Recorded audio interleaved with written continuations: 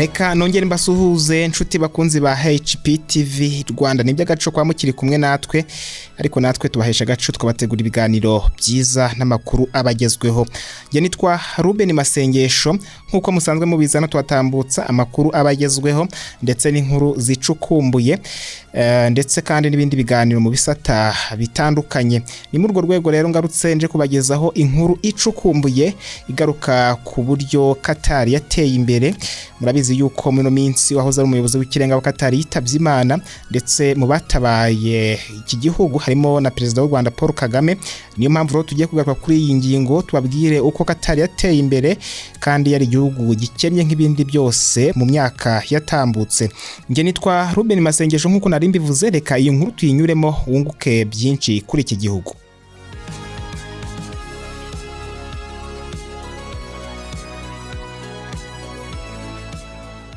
Perezida w'u Rwanda Paul Kagame hari Doha muri Qatar, aho yagiye kwifatanya n'ubuyobozi n'abaturage b'iki gihugu mu gusezera Sheikh Hamad bin Khalifa Al Thani wabaye umuyobozi w'ikirenga wa Qatar kuva mu 1995 kugeza mu 2013. Akaba yaragize uruhare rukomeye mu guhindura iki gihugu kikaba kimwe mu bikomeye ku isi. Ariko se n'uruhe ruhare yagize kugira ngo tubone Qatar tubone ubu byinshi kuri uyu mugabo? Reka tubigarukeho. Sheikh Hamad yitavye Imana kwa 12 Nyakanga 2026, asiga inyuma amateka yo guhindura Qatar mu buryo bukomeye, hayivana ku rwego rw'igihugu gito cyo mu kigobe ayigira igihugu gifite ijambo rikomeye mu bukungu, politike, itangazamakuru, siporo n'ububanyi n'amahanga. Mu myaka 18 yamaze ayoboye Qatar, Sheikh Hamad bin Khalifa Al Thani yahinduye mu buryo bukomeye isura y'igihugu cye, agikura ku rwego rw'igihugu gito cyo mu kigobe cy'abaperise cyari gishingiye cyane ubukungu bwacyo kuri peteroli, akigira kimwe mu bihugu bikize cyane ku isi kandi gifite ijambo rikomeye muri politike mpuzamahanga. Igihe Sheikh Hamad yafataga ubutegetsi mu 1995, Qatar yari igihugu gifite umutungo ukomeye wa gaze karemano ariko utarabyazwa umusaruro uhagije. Umusaruro mbumbe wayo wari miliyari 8 z'amadolari y'Amerika, gusa nta bikorwa remezo n'inganda zihambaye yari ifite. Nyuma y'imyaka 18 ubwo Sheikh Hamad yeguraga ku butegetsi, umuhungu we Sheikh Tamim bin Hamad Al Thani mu 2013 yatangiye kuyobora Qatar, yari imaze kuba igihugu cya mbere mu kohereza hanze gaze itunganyijwe ibizi nka LNG, ishoramari ku isi, igihugu gifite itangazamakuru rifite ijambo mpuzamahanga, ndetse kikaba cyari kimaze kubona uburenganzira bwo kwakira igikombe cy'isi cya 2022. Icyerekezo cya Sheikh Hamad cyari ugukoresha umutungo wa Qatar cyane cyane gaze nk'urufatiro rwo kubaka ubukungu burambye no kongera ijambo ry'igihugu ku isi. Ntiyashakaga ko Qatar iba igihugu gikize kubera ingufu gusa, ahubwo yashakaga ko kiba igihugu giteye imbere mu burezi, ikoranabuhanga, itangazamakuru, siporo, ubuvuzi, ububanyi n'amahanga ndetse n'ibindi. Impinduka za Sheikh Hamad ntizagarukiye ku bukungu gusa, yagize n'uruhare runini mu kuzamura imibereho y'abaturage ba Qatar. Mu gihe cy'ubutegetsi bwe amafaranga igihugu cye cyinjizaga avuye mu ngufu yakoreshejwe mu kubaka amashuri, ibitaro, imihanda, ibibuga by'indege n'ibindi bikorwa remezo. Nubwo abaturage ba Qatar biyongereye, imibereho yabo yarazamutse cyane. Muri icyo gihe byabarwaga ko buri muturage wa Qatar yinjizaga nibura amafaranga yarengaga gato ibihumbi 20 by'amadolari, ndetse ariko kuri ubu yarenze ibihumbi 100 by'amadolari, ni ukuvuga ibizwi nka per capita income, cyangwa se amafaranga ashobora kwinjizwa n'umuturage umwe hafashwe umusaruro mbumbe w'igihugu ukawugabanya abaturage bose. Guverinoma yashoye cyane mu burezi no mu buvuzi. Mu 1998 Qatar yari ifite ibitaro 4 gusa, ariko mu 2012 yari imaze kugira ibitaro 13 birimo ibyihariye nka Heart Hospital na Hospital, ikigo kizobereye mu buvuzi bushingiye ku kuvura abakinnyi n'abandi bakora siporo zitandukanye. rero ngo gaze yahinduye ubuzima bw'abanyakatari binyuze mu zihe nzira, reka nabyo tubivugeho.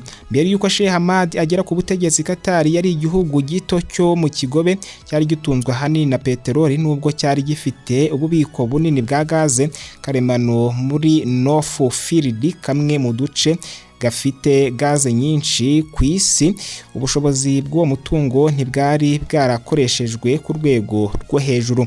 Ikibazo gikomeye Katari yari ifite nuko yari ifite umutungo ariko udafite uburyo bwo kubyaza umusaruro ku buryo wagira impinduka nini mu bukungu no ku ruhando mpuzamahanga. Sheikh Hamad yahise ashyira imbere gahunda yo guteza imbere urwego rwa gaze, ashyiraho imishinga minini yo kuyitunganya no kuyohereza hanze. Icyo cyemezo nicyo cyabaye intandaro y'impinduka zikomeye Katari yanyuzemo. Katari yohereje bwa mbere gaze itunganyije ibizwi nka LNG mu mahanga mu 1996, mu gihe kitageze mu myaka 15 yari imaze kuba igihugu cya mbere ku isi mu kohereza iyi gaze itunganyije hanze y'igihugu. Mu 2010 ubushobozi bwo gukora LNG cyangwa se gaze itunganyije muri Katari bwari bumaze kugera kuri toni miliyoni 77 ku mwaka, bituma igihugu gikomeye ku masoko y'ingufu ku isi, cyane cyane Uburayi ndetse na Aziya. Izi mpinduka zagize ingaruka zikomeye mu bukungu bw'igihugu. Umusaruro mbumbe wa Katari warazamutse uva kuri miliyari 8 z'amadolari mu 1995 ugera hafi kuri miliyari 199 z'amadolari mu 2013. Ni ukuvuga ko bwikubye inshuro zirenga 20 mu gihe cya Sheikh Hamad. Mu myaka ye ku butegetsi, Katari yabaye kimwe mu bihugu byagize iterambere ryihuta cyane ku isi. Mu 2006 ubukungu bwayo bwiyongereyeho 18%, naho mu 2011 buzamuka ku kigero cya 26.2% kubera imishinga minini ya gaze yari yatangiye gutanga umusaruro. Sheikh Hamad yashakaga ko Katari ishingira ku kugurisha gaze gusa. Yatekerezaga ko amafaranga avuye mu mutungo kamere agomba gukoreshwa mu kubaka ubushobozi bw'igihugu bw'igihe kirekire.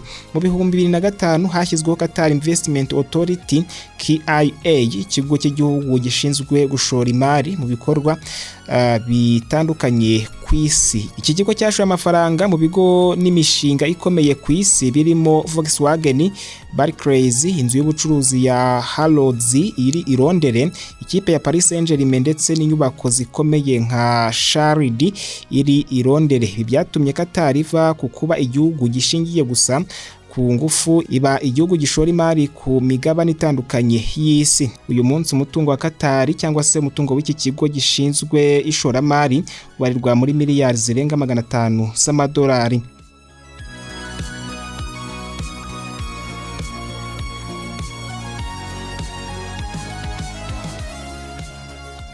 Ikindi twagarukaho n'umushinga wa Al Jazeera, umushinga wahaye Qatar ijwi ku isi. Mu bikorwa byamenyekanye cyane bya Sheikh Hamad harimo gushyiraho televiziyo ya Al Jazeera mu 1996. Icyo gihe ibitangazamakuru byinshi byo mu bihugu by'Abarabu byari ibigengwa cyane na leta. Al Jazeera yashyizeho uburyo bushya bwo gutangaza amakuru, itanga ibiganiro bitandukanye kandi ikora ubusesenguzi ku bibazo bya politike byo mu bice by'Abarabu no ku isi. Mu myaka yakurikiyeho Al Jazeera yarakuze ibi gitangazamakuru cy'igihangange ku rwego mpuzamahanga, bituma Qatar igira ijambo rikomeye kurusha ubunini bwayo. Al Jazeera yagiye inengwa na bimwe mu bihugu, ariko nta gushidikanya ko yabaye kimwe mu bikoresho by'ingenzi Qatar yakoresheje mu kubaka imbaraga zayo ku isi. Ikindi twagarukaho ni Qatar Airways yahinduye duha ihuriro ry'ingendo mpuzamahanga. Muri gahunda ya Sheikh Hamad yo guhindura Qatar igihugu gifite ijambo ku isi, ubwikorezi bwo mu kirere bwabaye imwe mu nkingi z'ingenzi. Igihe yatangiraga kuyobora Qatar Airways yari sosiyete nto yashinzwe mu 1993, ikaba yari ifite indege nke kandi ikorera ingendo nke ku isi. Mu myaka yakurikiyeho guverinoma yashoye imari nini mu kuyihindura sosiyete mpuzamahanga. Uyu munsi Qatar Airways ni imwe muri sosiyete z'indege zikomeye ku isi, ifite indege zirenga 200 kandi ikorera ingendo mu mijyi irenga 170 ku migabane itandukanye y'isi. Ikorera ku kibuga cy'indege cya Hamad International Airport kiri Doha, cyahindutse rimwe mu mahuriro akomeye y'ingendo hagati ya Aziya, Afurika, Uburayi ndetse na Amerika. Qatar Airways kandi yagiye ihabwa ibihembo byinshi ku rwego mpuzamahanga, birimo gutorwa nk'imwe muri sosiyete y'indege ku isi nziza. Iyi sosiyete yabaye igikoresho gikomeye mu kumenyekanisha Qatar kuko yahinduye Doha ahantu h'ingenzi mu bucuruzi, ubukerarugendo n'ishoramari mpuzamahanga. Ikindi twagarukaho, uyu mugabo yakoze yubatse Qatar ishingiye ku bumenyi. Sheikh Hamad yizeraga ko ejo hazaza h'igihugu hatagomba gushingira kuri gaze gusa, ahubwo ko hagomba no kubaka ubumenyi n'ubushobozi bw'abaturage. Mu 1995 hashinzwe Qatar Foundation for Education, Science and Community Development, umuryango wagize uruhare runini mu guteza imbere amashuri, ubushakashatsi n'ikoranabuhanga. Binyuze mu mushinga wa Education City, Qatar yakiriye amashami ya kaminuza zikomeye ku isi nka Georgetown University, Carnegie Mellon University na Texas A&M University. Ibi byari bigamije guhindura Qatar igicumbi cy'ubumenyi n'ubushakashatsi mu karere, aho gukomeza kuba igihugu gishingiye ku mutungo kamere gusa. Ikindi yateje imbere ni ubuvuzi, kuko ubuvuzi nabwo ntabwo bwigeze bwibagirana. Urwego rw'ubuzima narwo rwateye imbere cyane mu gihe cya Sheikh Hamad. Mu 1998 Qatar yari ifite ibitaro 4 gusa. Mu 2012 umubare wabyo wari umaze kugera kuri 13, harimo Al Holol Hospital, Al Amar Hospital, Heart Hospital, Kiban Qatar Hospital ndetse na Al Wakara Hospital. Qatar kandi yashyizeho Hospital Hospital, ikigo cyihariye mu buvuzi bwita ku ba sportif ndetse n'indwara z'amagufa. Mu 2008 FIFA yagishyize ku rwego rw'ibigo by'indashyikirwa mu buvuzi bwa siporo. Ikindi umugabo yateje imbere ni siporo yafashije Qatar kumenyekana ku isi. Sheikh Hamad yabonye siporo nk'uburyo bwo kongera kumenyekanisha Qatar ku rwego mpuzamahanga. Mu 2010 Qatar yatsindiye kwakira igikombe cy'isi cya FIFA. Mu 2022 ibi gihugu cya mbere cy'Abarabu ndetse n'igihugu cya mbere cyo mu burasirazuba bwo hagati cyakiriye iri rushanwa rikomeye. Kwakira iri rushanwa byatumye Qatar ishoramo amafaranga menshi mu kubaka stade, imihanda, ubwikorezi, amahoteli n'ibindi bikorwa remezo. Ikindi twavugaho nuko Qatar yabaye umuhuza mu bibazo mpuzamahanga. Nubwo Qatar ari igihugu gito, Sheikh Hamad yayihaye ijambo rikomeye muri diplomasi mpuzamahanga. Mu gihe cye Doha yabaye ahantu h'ibiganiro hagati y'impande zihanganye. Qatar yagize uruhare mu biganiro by'amahoro muri Libani, Sudani, Palestina, Yemen, Somalia, Eritrea ndetse na Djibouti, ndetse ubu n'umwe mu bahuza bakomeye mu bibazo by'umutekano muke mu burasirazuba bwa Repubulika ya Demokarasi ya Kongo, bihanganishije AFC M23 iharanira uburenganzira bw'abanyekongo ndetse na RDC. Mu 2008 ibiganiro byabereye Doha byatumye impande zari mu makimbirane muri Libani zigera ku masezerano y'amahoro. Muri Sudani naho Qatar yagize uruhare mu biganiro byagejeje ku masezerano y'amahoro ya Darfur yo mu 2011. Sheikh Hamad bin Khalifa Al Thani azibukwa nk'umuyobozi wahinduye Qatar mu buryo budasanzwe. Yasanze Qatar ari igihugu gito gifite umutungo mwinshi ariko kidafite ijambo rikomeye ku isi. Yasize igihugu gifite ubukungu bukomeye, kikaba icya mbere mu kohereza LNG cyangwa se gaz itunganyije hanze y'igihugu gifite kimwe mu bigega bikomeye by'ishoramari ku isi, itangazamakuru cya Al Jazeera, Qatar Airways ndetse n'ubushobozi bwo kwakira igikombe cy'isi cya FIFA. Icyo Sheikh Hamad yerekanye nuko igihugu gito gishobora kugira uruhare runini ku isi iyo gikoresheje neza umutungo wacyo, kigashora mu bumenyi, ikoranabuhanga, itangazamakuru, siporo ndetse na diplomasi. Mu myaka 18 gusa Qatar yahindutse urugero rw'uko icyerekezo kirekire n'ishoramari mu nzego zitandukanye bishobora guhindura igihugu kikava ku rwego rw'igihugu gito kikaba umukinnyi ukomeye ku ruhando mpuzamahanga.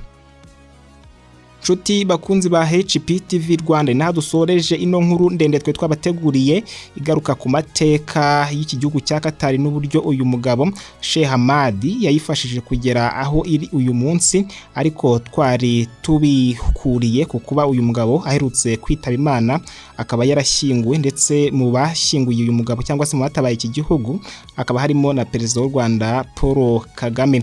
Nge nitwa Ruben Masengesho, ndabashimiye kwa mukomeje kubana natwe. Tuzasubire mu biganiro bitaha birimo amakuru agezweho ndetse n'inkuru zicukumbuye kuri uno muyoboro.